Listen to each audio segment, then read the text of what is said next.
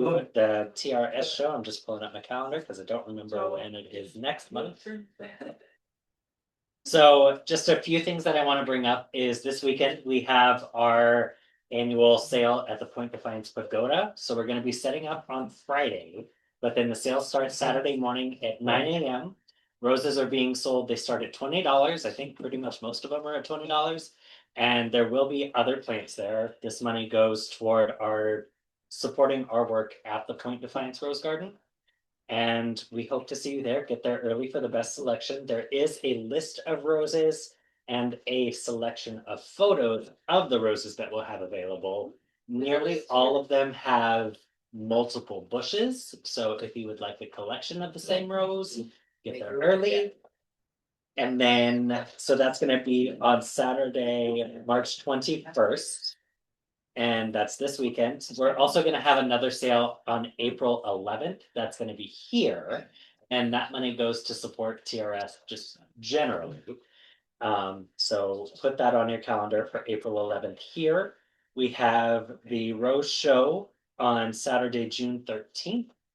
The theme is 250 years of roses in America. Keith is nodding, so that is correct. So think on that. And then Elena did a great story in the Queen's Herald this month. Don't worry, I'm not going to make you stand. Did a great story in the Queen's Herald this month about rose photography. So as you are thinking about pruning your roses in the near future or recent past, start looking at the roses as they start coming out, because that first flush of blooms tends to be absolutely gorgeous. And take all the photos you can, and then remember to print them before the week of the show, because otherwise it will be Friday and Office Depot will be closed. Try this year. And the last thing is our next meeting is going to be on Wednesday, April 15th in the same place. So with that, I will give it to Bruce unless anyone has anything they need me to address off the bat. Thank you. Thank you. Okay, thanks, Justin.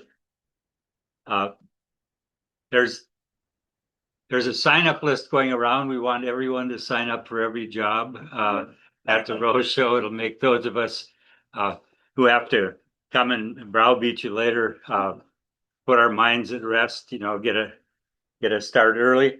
It's a major event for the Rose Society, the Rose Show, and so the setup is on June 12th, which is a Friday. And if you can come to the early setup, that would be much appreciated.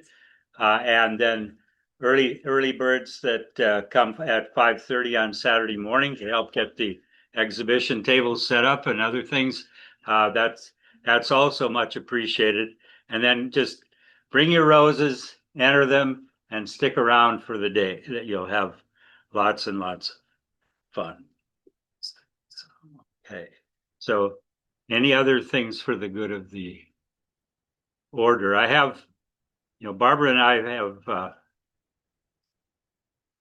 talked to since Cliff's Memorial on Monday, and today she sent an email. I think it was addressed to us, but really it applies to everyone in the Tacoma Rose Society, and in particular those of you who were able to be at Cliff's memorial service.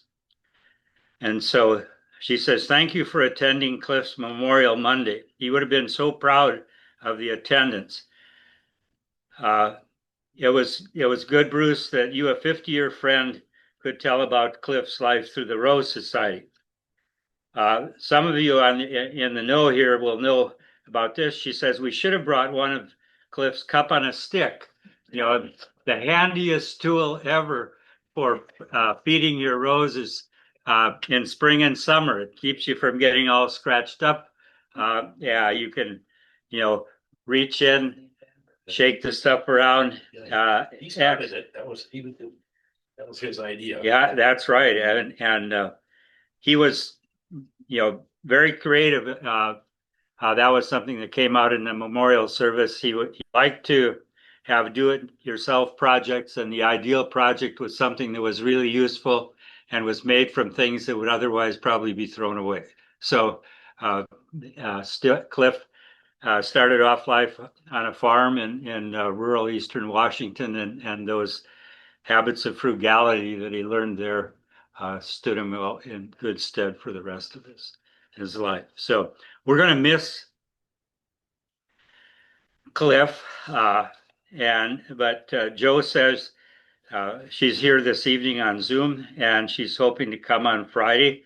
And so if you come and help set up for the garden sale, like Justin suggested on Friday afternoon, you'll probably have an opportunity to speak with Joe there. And that would be good for her and good for you as well. So yeah, just thanks to TRS from Cliff's family. All right, so there's a handout for those of you who are. Did you get one? It says March 2026 clinic spring is officially here. Well, maybe not quite, but spring chores are here for sure. And so here's a rundown of some of the things that we should be doing as we prepare our roses for the June 13th rose show. And some of those are having a spore killing fungicidal spray if you spray for diseases, and then get some superphosphate down, some alfalfa down, and then put a good layer of mulch on top of everything, and you should be good to go. And so there's more technical information there, including on the back side a recipe for alfalfa tea. So for those of you who might want to look at that, some leisure reading for when you get home. Henderson is going to be up next, and he's going to be talking about the how we can take care of ourselves so that we can get the most out of our rose season by such judicious choice of some tools, and also the exercises that he's going to show us how to perform. So practice those tonight. Muscle memory is important, and then start doing them as you get ready for this rose show. So rose show season. So let's just see. Spring chores. This is the perennial slide here. We weed because weeding now pays big dividends later. We wait and we don't feed particularly with granular fertilizer until after we sort of toward the time of the April meeting, but we can feed with liquid food and with our alfalfa meal and superphosphate at this time, and then we can water if your garden is short of water. Ours right now is I think pretty saturated.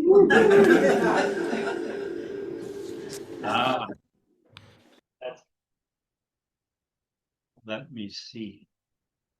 Nope, that was me. You're good. Oh, I'm just gonna push share in Zoom. Don't mind me. Sorry. You need to get presentation. Oh, it's no.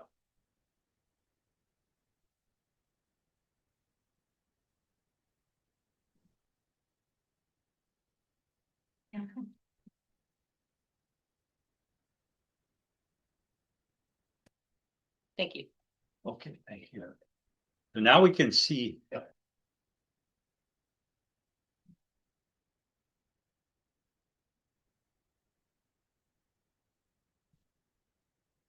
Those.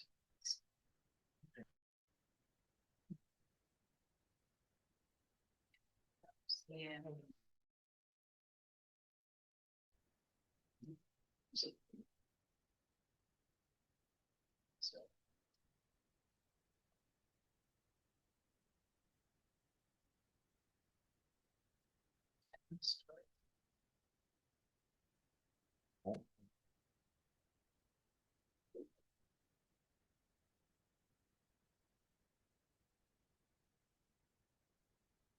It is sharing.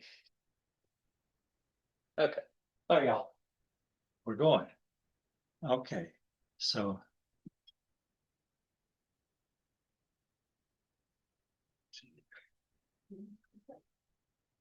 Okay, so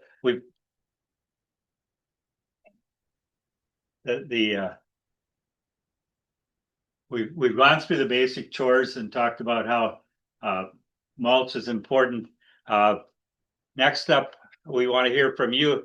One of the things we're trying to do is get more discussion so we can share information and learn from each other and maybe get to know each other better along the way. So we want to hear from you now, sharing experiences that you've had in your garden and or ask questions. And so anyone have anything you'd like to offer as new and wonderful things you've seen in your garden this year, or have any questions?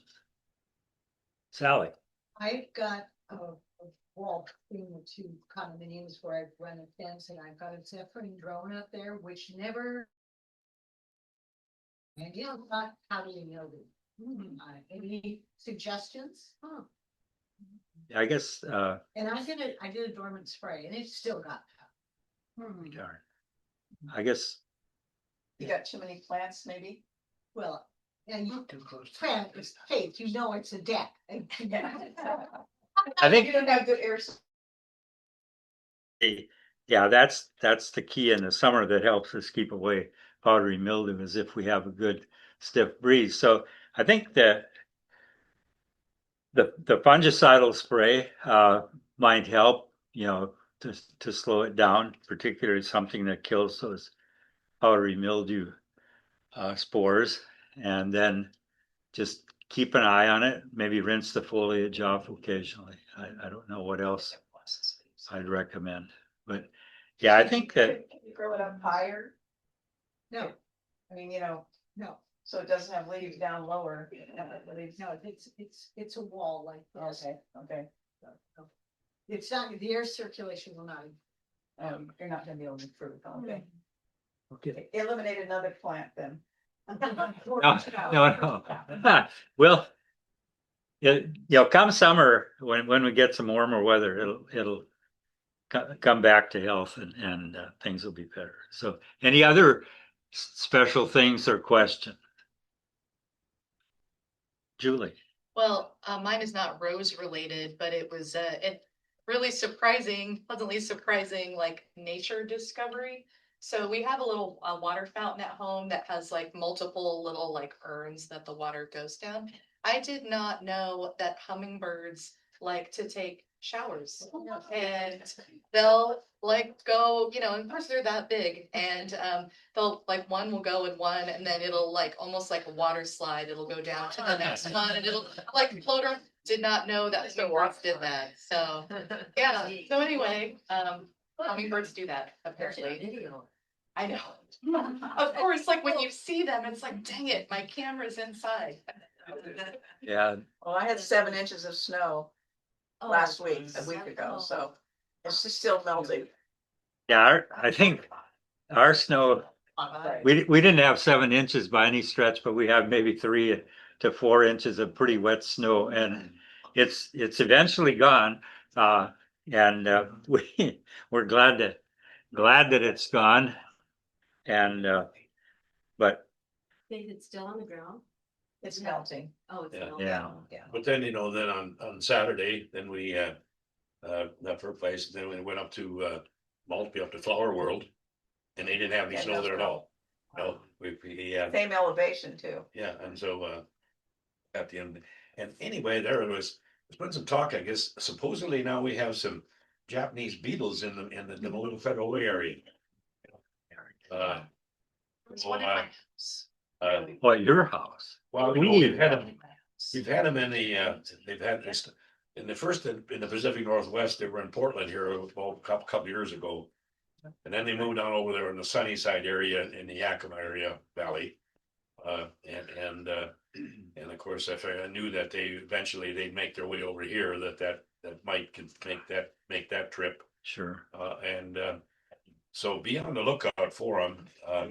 They're about a half-inch long. They're a good sized beetle. They're pretty. And they're beautiful, absolutely gorgeous with a copper body and a green head. Spots But, on the side. They eat anything. They'll eat everything. Yeah. They will devour a rose bush and right now they're they've been really decimating the hops over there Oh, so I suppose beer prices. are That's a gonna money drop along with crop, yeah. Gasoline, I suppose, but that's right. yeah, but be on the lookout for that, and there is and if you see one, of them, they Washington State Department of Agriculture would like to know where they're at, and then they will come and maybe do some collecting of them, and then because we just can't let those things get up. We won't have any roses at all if they get going. I mean, I visited rose gardens out in the east several years ago, including even Jim Herring's garden at the time in Columbus, Ohio. And there wasn't a rose that he had that you'd want to cut and pick and put in the show. Yeah, Barbara and I have seen the damage they do when we've made visits to the Midwest, and I think that maybe if we might be able to help a little bit ourselves if we use some of that crane fly granules with the idea that it's going to help us prevent midge. That might also have some effect on the Japanese beetles as well. So it's because it has one of its life cycles in the soil. Doris? Yeah, a few years ago, I had bought some ladybugs to get the iris of the roses, but the ladybugs all disappeared. So how, is there a way to keep them around your roses? No, I think, Cultivate aphids. no, release the aphids in your neighbor's yard because they seem to want to migrate. And I'm somewhat serious about that. A trick. I have tried it and it worked for at least one season for me, where you buy your initial ladybugs and you sprinkle them around. As soon as you sprinkle them around, you take like regular Coca-Cola and you put it in a spray bottle and you spray them, and it doesn't hurt them, but it prevents their wings from opening, so they're forced to stay there and lay their eggs. And then the mothers, I mean, they just, die normally. They just can't fly away. And so then what happens is the babies, they, grow up to be grown-up ladybugs. And then, they have a tendency to stay there. It worked for me for one like full year. And then, I ended up having to buy more ladybugs, after that. Because I don't know what a ladybug's life cycle is. But anyway, so there is a way to make them stay in your yard for at least one season. Just use Coca-Cola and a spray bottle. Regular Coke. The deal with ladybugs with aphids is aphids don't fly. They can't fly. If you knock them off, they can't fly back up. Right. They can only fly in the fall when they need to have a new place to have a male. And that's when they start producing males. Ladybugs are the only bugs that I know out there that are born pregnant. They're born pregnant with their great granddaughters, and they're all born pregnant, and they can have like 15 bugs a day. Live births. So that's why they multiply so fast. You're talking about ladybugs or aphids? I'm sorry, aphids. Okay. I'm talking about aphids. But ladybugs will be attracted if there are aphids there. Yeah. So you really don't have to buy them. They'll come in there. Right. Yeah. I have seen a fair amount of lace wings already in my garden, which is good. Yeah. Because that means, because I remember I bought ladybugs and lace wings in the past. I'm just sprinkling everything with bugs, and so to see what just stick. And so yeah, I have had recurring green lace wings. The ladybugs are a little bit more fickle, but the lace wings seem to have been able to stay. Yeah, I never heard of lace. Yeah, they're carnivorous as well, and they eat aphids. And they're beautiful, like slender, bright green bugs. They're pretty. Yeah. Yeah, I think I have those in my yard too. Yeah. sometimes. I think they're They're all, when you say green. They're beneficial. They are? Yeah, and also there's beneficial wasps, or I think they're called parasitic wasps. They look like wasps. They're just like tiny and slender and black. And so they're parasitic because they go after the aphids and they basically like inject them with their babies, and then the babies are born and then they like eat up the rest of the aphids. So if you see, I did a lot of research on bugs, you guys. I did a lot of research on bugs. Okay. I heard everything about chemicals, and so I needed to learn about bugs. Yes, sounds So anyway, we can talk after the show, Okay. but yeah. If you know about bugs, I've done research. okay. Any other questions or comments? You sure? Yes.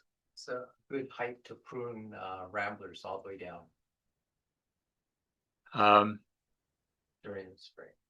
I think that if most ramblers are things that we think of as ramblers, hybrid to or something of that, a lot of them are once bloomers. So if you cut them in now in the spring, then you probably will lose the bloom for this year.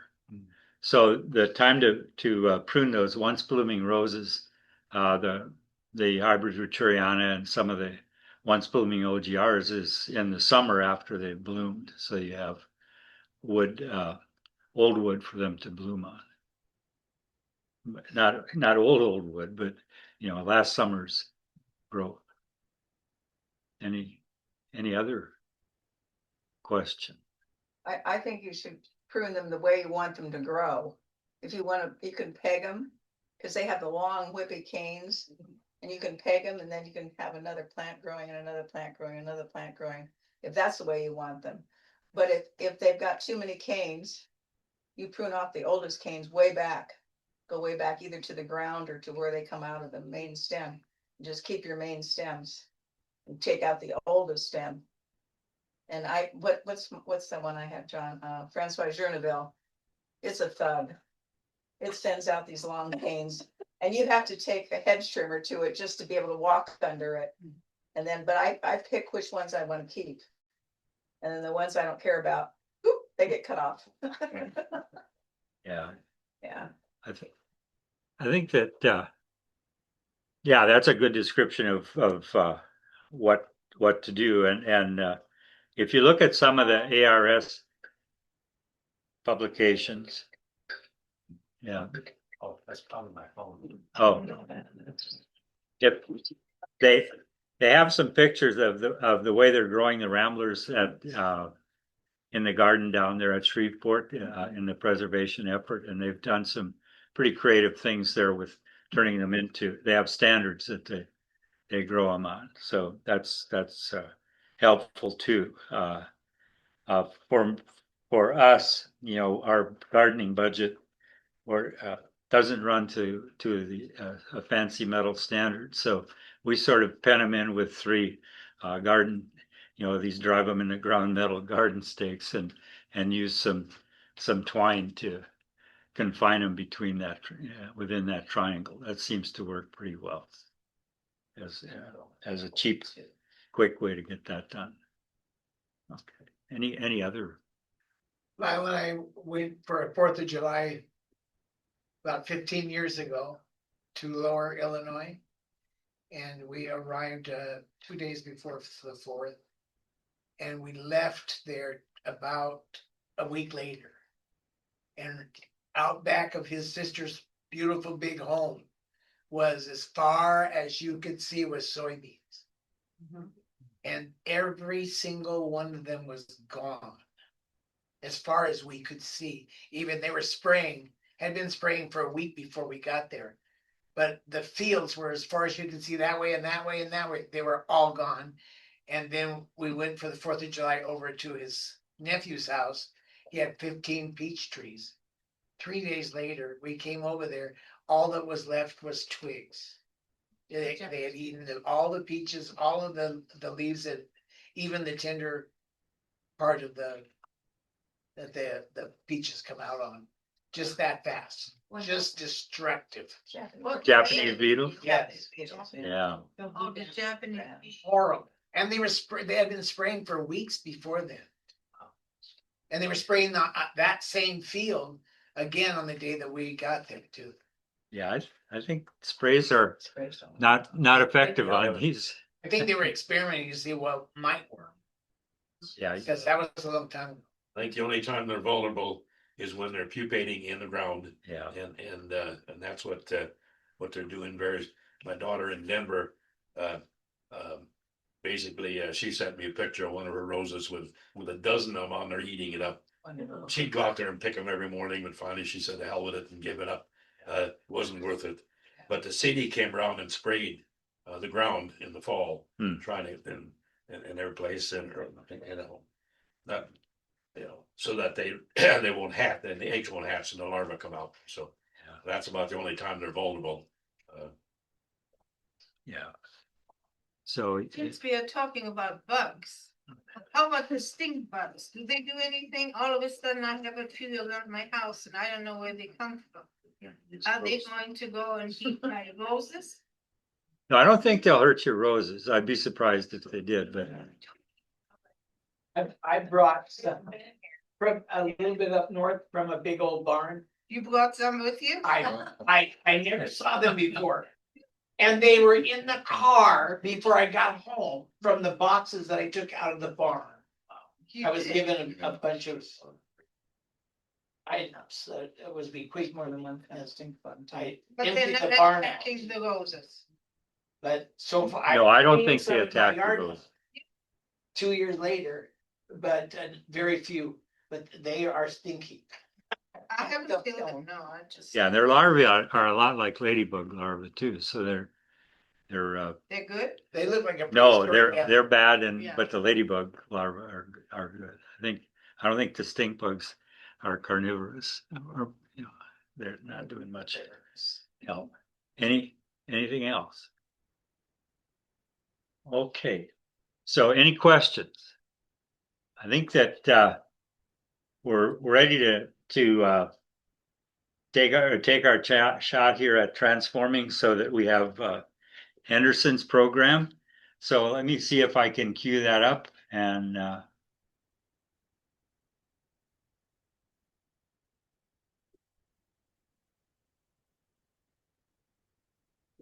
let's see. Well, It's a Japanese. where are we? Okay, here we go. So Henderson, I think we're good to go.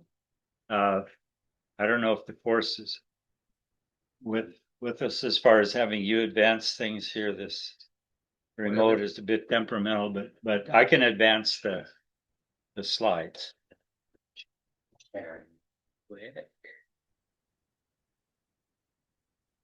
Maybe.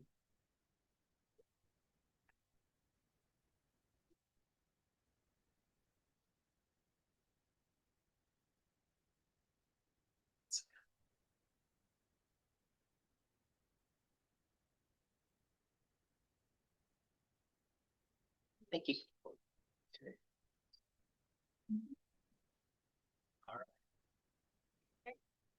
Okay, so there's the title slide, Gardening for Life. And so we'll turn it over to Henderson.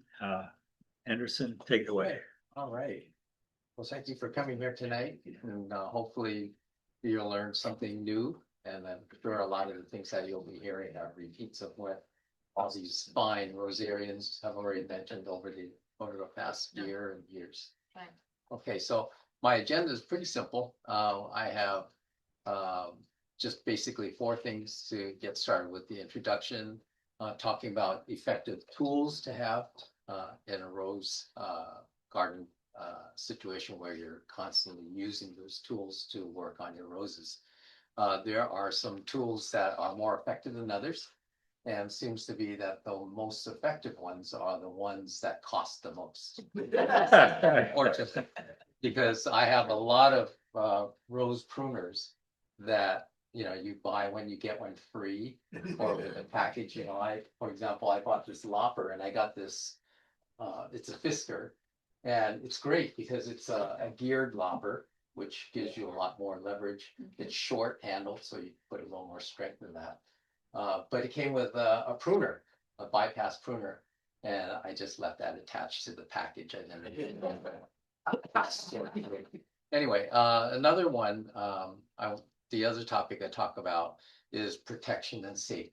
Things that are are effective tools and effective practices that can keep you safe while you're working out in the garden. So many falls can happen in a garden, and God forbid that you fall into a rose bush. Yeah. Okay, I have this first tool here.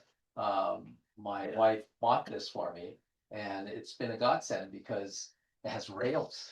Yeah. And Nice. to climb up to reach a top, like berries on the Rambler. This has been great because you can get up as much as maybe another 10 feet from ground level. Yeah, it works out great. I have two of them actually. I have another one that has 2 extra steps, so you can get even higher. Oh, where'd she get it? Amazon. Amazon. Yeah. Good old Amazon. Yeah, and it comes partially assembled, but it folds up as well. I'll pull this up later, but basically, yeah. you can fold it up. Very good. How heavy is it? I would say this one's about 25 pounds.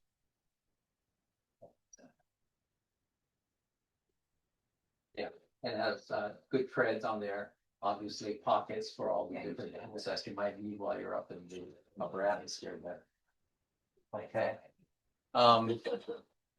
And I'm going to also talk about physical maintenance, that is personally, for your health and safety and stretches, because oftentimes, so I've been out in the yard many times for several hours at a time, and you kind of get stiff and you say, what can I do? So being a personal trainer, I have a lot of clients that come to me and they say, I got this neck ache from working out in the yard. What can I do? And I tell them, if you are aware of different types of stretches that you can do, and later on I'll go through the different stretches and so forth. So I'll have everyone stand up and do it. Class participation here. Right. Wake us up. Yep, exactly. Okay. Next one, nice to have garden. Oh, my background. I'm 74 years old and I've been around for a while. I started raising roses when I was in high school. When I lived in San Francisco, and in San Francisco, property is a premium. So where do people plant their flowers and stuff? Up on the roof.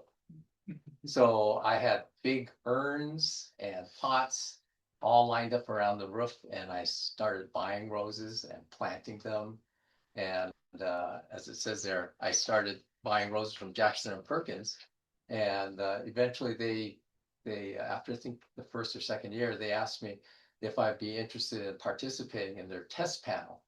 I don't know if they still have that or not, but then when they have a new patented rose that comes out, they want to get feedback from different regions in the country to see how well it does in different types of applications.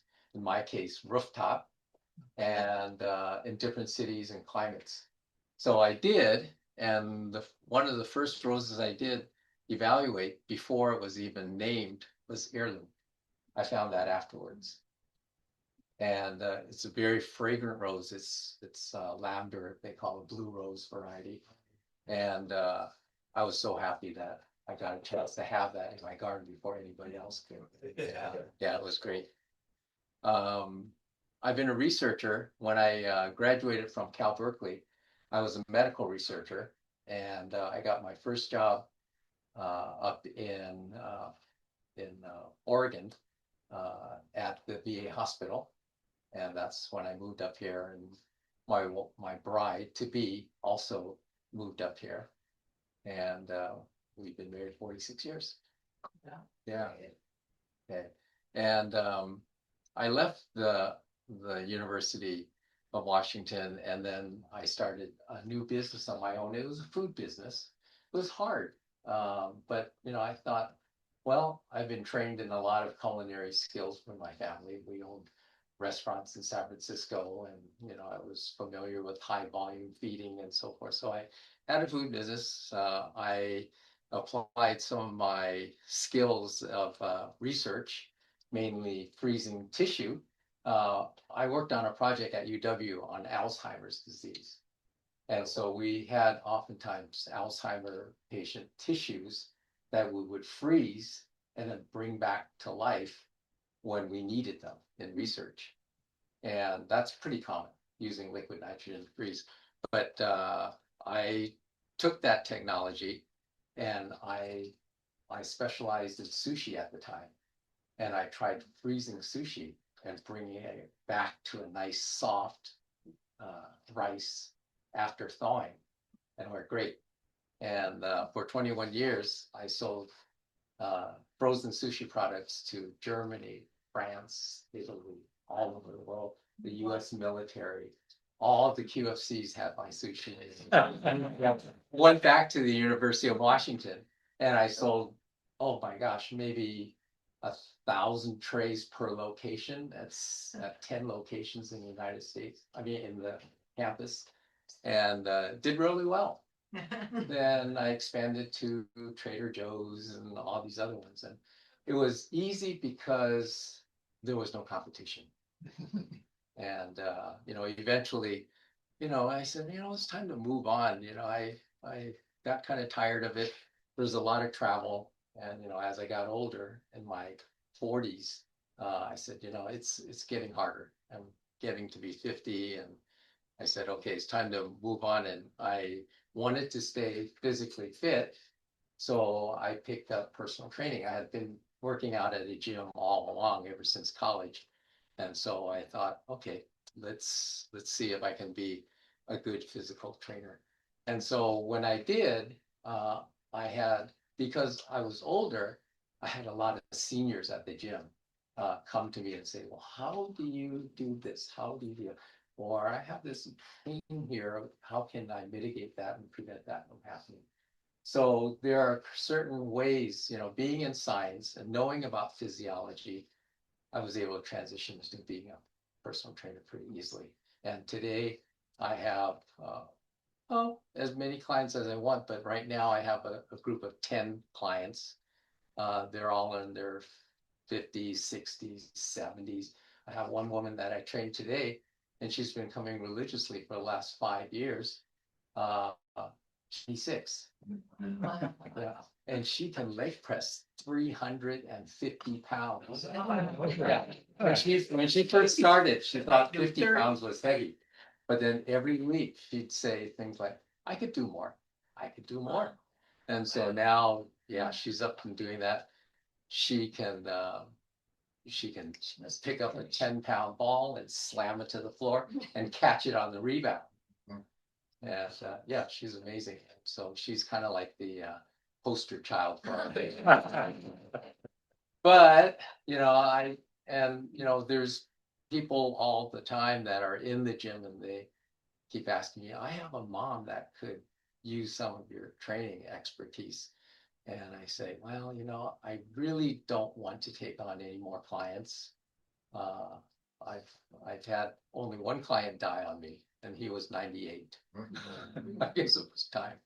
But he was pretty excited because he first came to me because I was training his daughter, and the daughter said, Dad, you're really having a hard time with your balance and you're shuffling, and if you don't do something about it, I'm going to have you start carrying a cane.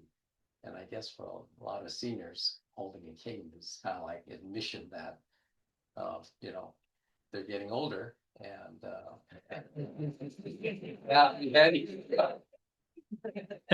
but there are some kinds of canes that are really worthwhile, and like for getting up off the floor, the little short ones. But these are nice and handy, and I'll go into some of these tools in a little minute. But going back to tools, I would say that simple tools that are needed to aid physical longevity would be things that will protect parts of your body that are already damaged, okay, that already seem to handicap your movements. And garden pads are absolutely necessary.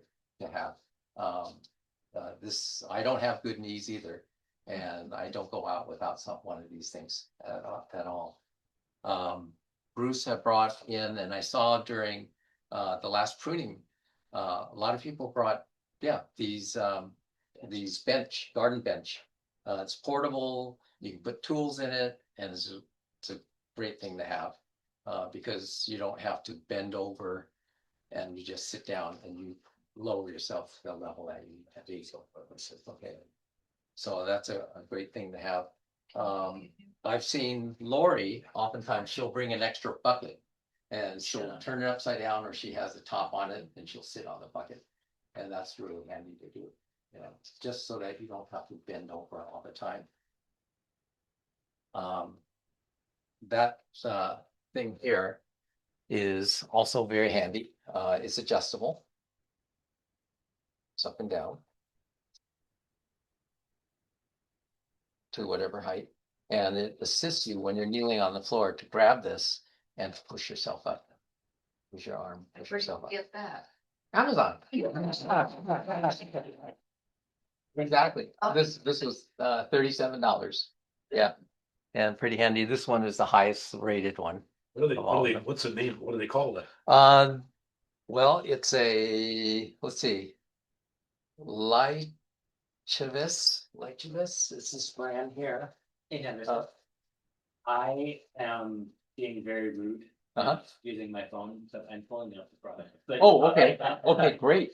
I can send out like. Yeah. Well, that's just as a name of a tool. I'm not talking about the manufacturer. I think it's a push-up support. Yep. Let's see.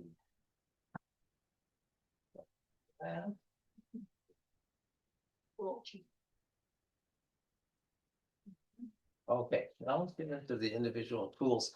A lot of tools that I have, and I notice a lot of the senior Rosarians here have, are things that help multiply your strength using gears and ratchets. You see how this has teeth there? So by having those teeth engage, you improve the efficiency of the tool itself for cutting. Okay, so you can get ratcheted loppers. Faith and John, you had one of those that I saw you sent for a Rambler. Those are indispensable. I have a crooner that is ratcheted. This is a Corona, and you can see a little ratchet there. And every time you use it, it clicks tighter and tighter, and it snips it right off. It's an anvil style, meaning that the blade comes directly, rests and cuts on a surface right opposite it. And so there's no fortune. This cuts free. Okay, pretty good. Another tool, sharpening stick. Bruce, I don't know if you still have sharpening sticks, but I don't have any right now, but if there's interest, we can always order some. yeah, these have been the best sharpening sticks I've used before. I have this other one, a Corona sharpening stick, and it's good too. But if you accidentally, rub it at the wrong angle, it could dull your blade. So you gotta be very careful. Whereas there's no question on this one because it's just one flat. So it's good. Yeah, these are nice. So loppers, short loppers I talked about. This also has a gear to help with the efficiency of the cutting. A saw is important to have, and this is always good for trimming and cutting small tree trunks. This one's not that small actually, but yeah, it's called a razor blade. For sawing deadwood especially. Okay. I think everyone knows the Felco pruners, bypass pruners, those are excellent. And I always have a fine tooth snip as well. Okay, that's the smaller jobs. Again, gloves are a good protection to have all the time, especially if you're working in the rose garden, after pruning, everyone shares about 200 to 300 roses. It's worth its weight in gold. Blood. Okay. Yeah, let's see. Running glove, tool belts. I got this tool belt and it has all my essentials. I put my sharpener in here. I have my bypass pruner. I have my ratcheted pruner. And once in a while, I'll even have pair of tweezers, long tweezers. If you have to get at something way deep into the bush and you don't want to stick your hands in there. Sometimes, yes, and you're gonna laugh at this one. I even have a rake for pulling out those leaves on the bottom. But I have many of my roses are in pots, ceramic pots. And to get into the pot, in under the ledge and over towards the back, this is invaluable. Yeah, it's cool. And is extendable. Yeah, And I also like get this that. on Amazon. Amazon stock. Yeah, exactly. Let's see. So always carry a bucket for waste. It's a must-have. And I just added a new thing on my list of must-have garden tools, and that's a cup on a stick. I have to find out how it's made, how it's put together. Yeah. We can do a demonstration at the Yeah, next meeting. I'd love it. I love it. And it will, we'll try to follow Cliff's principles of making out of something that would otherwise go to the dump. Absolutely.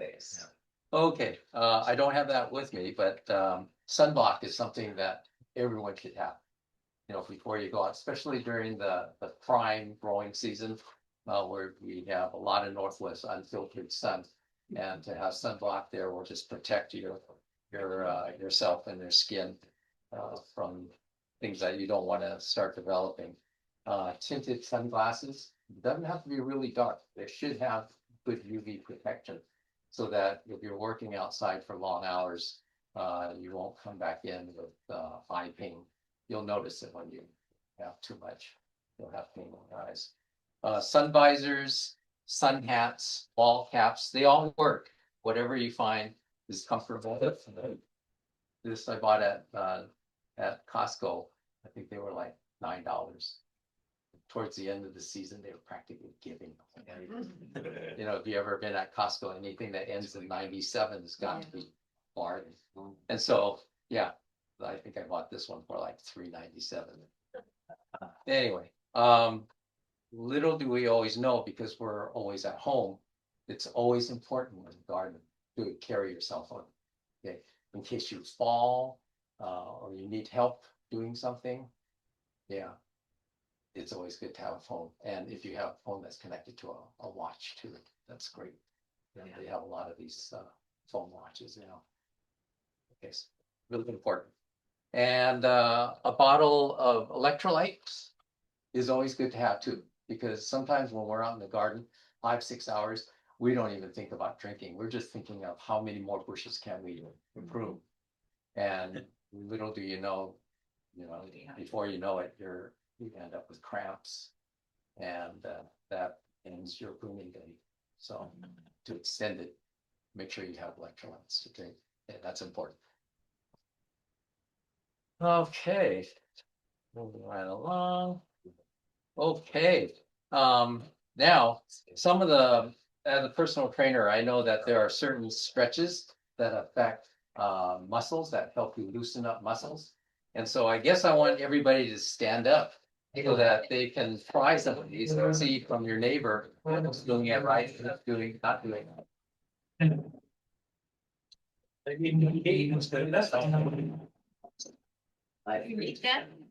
Yeah.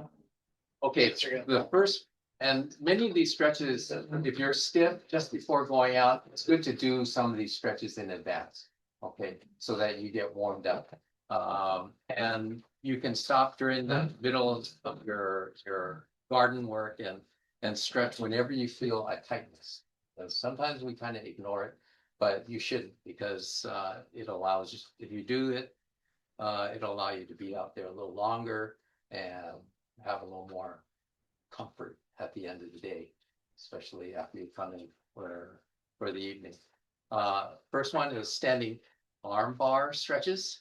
One thing that's important about these exercises is that the rotator cuff is the most vulnerable joint on the body that could really affect you for weeks, if not months. So you don't want that to be damaged. And the standing armbar stretch is one that stabilizes the rotator cuff while you're twisting your torso.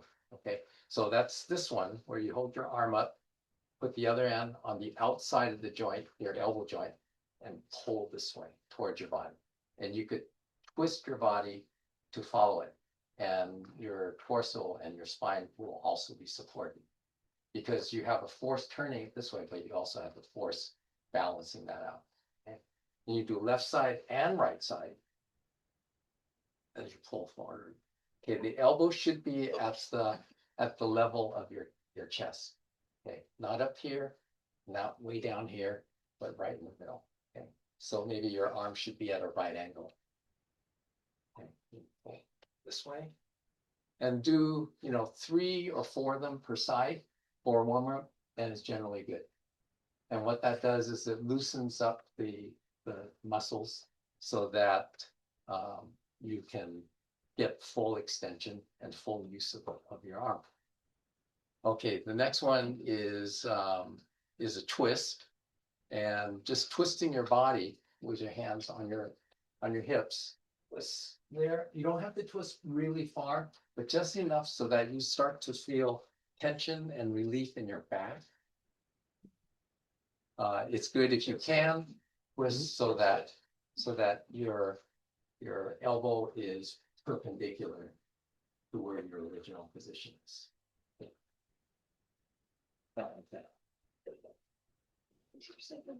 Okay. Okay, next one is the arm up and over stretch. That's where you have your arm up and drop to the back of your head and stabilize it and push downward. Okay. Okay. Now don't pull forward, but more or less hold it in that position and just drop your hands. See if your hands can touch your back. Okay. And just hold it for 3 to 5 seconds. That's usually enough. And of course, you do it to the other side too as well.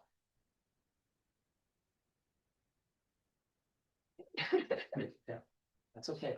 Yeah, sometimes those people that have injuries may have a hard time doing that, but don't force it. Just do as much as you can. Okay. Okay, so that's the arm up and over stretch, left and right side.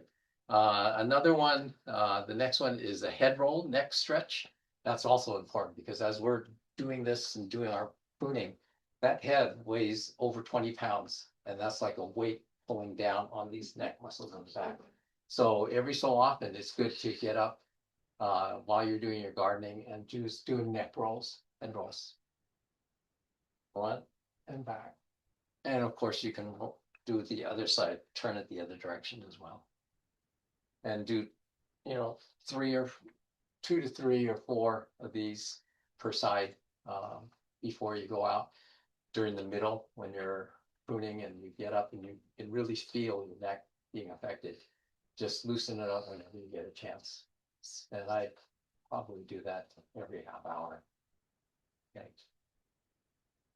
Elbow raise against the wall. Okay, this is also a one that you can do inside, and you just basically lean against the wall, let your arms hang down, and just raise the elbows up, slide it against the wall. That's why we call it the shoulder raise, shoulder raise, elbow raise against the wall. It's most effective that way. Just raise it up shrug. and down. Yeah. And the reason why you lean against the wall is to prevent movements like what Bruce is doing.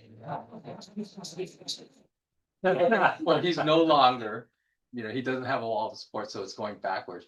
And that does stress the rotator cuff. So you want the rotator cuff in a neutral position, which is straight out. Okay. Shoulder shrugs. Everyone knows how to do a shoulder shrug. You can do them in circles, front and back, and then back to front. So 3 or 4 of those is good in both directions. Okay. Face the wall, arm sweeps. Okay, that's where you're leaning against the wall. And this was a wall, you're going like this, from your palms towards the wall is going this way and up and down. And they can cross over above.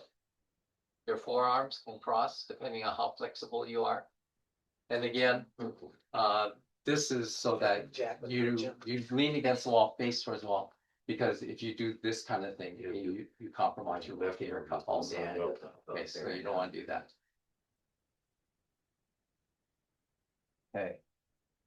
There's one that I have on the list called sissy squats and plie squats. And plie squats is a ballet move. And that's where you have your feet, toes pointed out this way. Okay. And you can lean forward just slightly and put your hands on your legs, thighs, and come down. It's important I can't get back. to keep your spine. It's important to keep your spine straight as much as possible. So keep your head, your neck up, okay, so that you can look something straight ahead of you, go down and come back up. Okay, so do 5 or 6 of those, and then when you're done, just kind of take it out. Down the road. Sissy squats are where you're standing. You have a chair that you can put your hands on, and you come up on your toes. Okay, and you keep your heels off the ground, and you come down. Your feet are pointing straight ahead, and you're going up and down. Oh my God. Okay, down and up, and do 4 or 5 of those as well, and then shake it out. Okay, and Lori was telling me that whenever she's working out in the garden, and when she comes in, she does a paraffin dip. I don't know exactly how that works, but she told me that at the last pruning when we were at the rose garden, she said that all you do is just, the paraffin is melted, and you stick your hands in the paraffin and let it sit for, I don't know, 10 seconds or so. And you pull it out. You do it a couple times. Yeah, yeah. And then Plastic bag with your hand. put a plastic bag, and then you let it sit and let that, it seals in moisture in your hand, and it helps loosen the tendons and the muscles of the hand. So they said it's very therapeutic, and she said she puts lavender essence and peppermint essence, all kinds of things that make you feel like it's working even better. But it really doesn't. It smells good. Yeah. So yeah, so that's basically it. If you want a sheet here, I only have a few. That's not included in some of the handouts you guys have had. You're free to help yourself to that. It recaps most of the things that we talked about. And that's it. Thank you.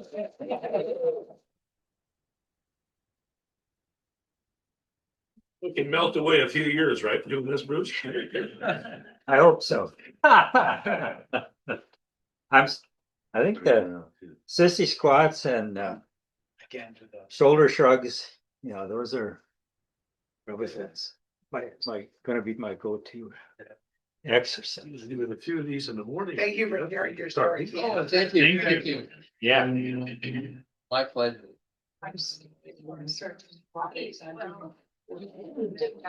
Twice a week. Yeah, got